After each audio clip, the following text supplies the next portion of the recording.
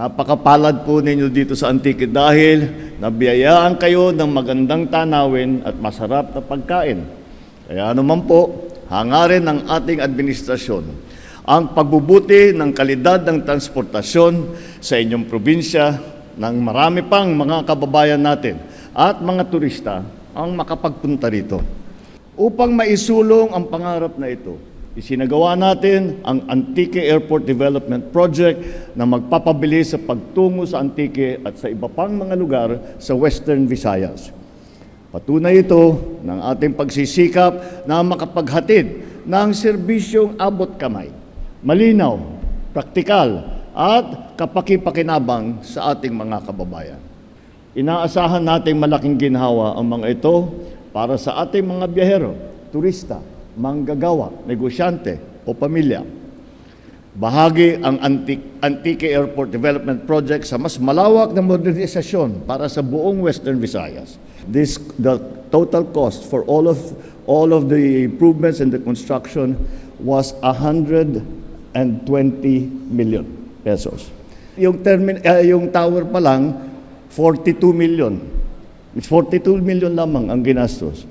Ito ay isang magandang halimbawa na kung tama ang pinaglalagyan ng pera ng tao, makikita natin napakarami na kaya natin gawin mas mabilis, mas mura at mas maganda.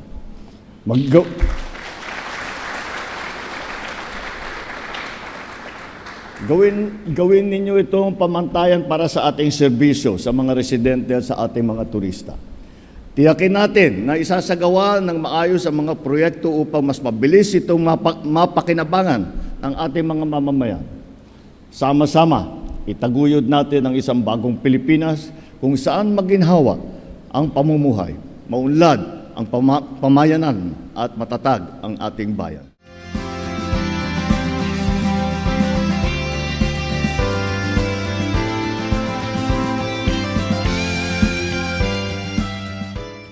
Malinaw naman parati ang utos ng ating Pangulo na gawing moderno and most convenient ang ating mga paliparan, especially sa mga regional airports natin na sinasabi, no, sa mga riyon at iba't ibang probinsya.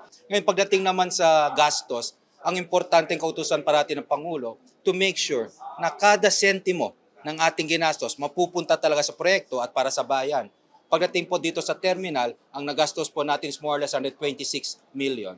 May kasama po tayong taxiway, mga 16 million ho yata yan. Apron, around mga 73 million. Yung control tower, napaka-importante po. Bago na po at moderno, mga 43 million. Mga thereabouts po.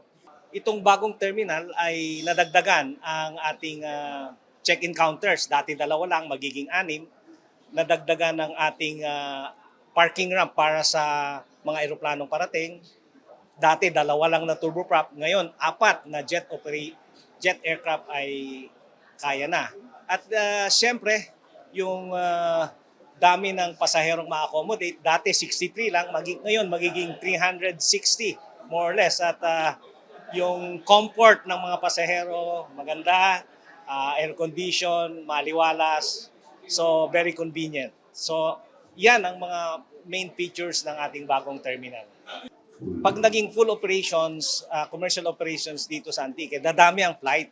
So yung mga taga-Antique ay hindi na kailangan pumunta pa sa Iloilo dahil may regular daily flights na tayo. Yan ang magiging isang magandang advantage. May iwasan na yung 2 hours travel para makarating sa Iloilo. Pwede na silang dito manggaling.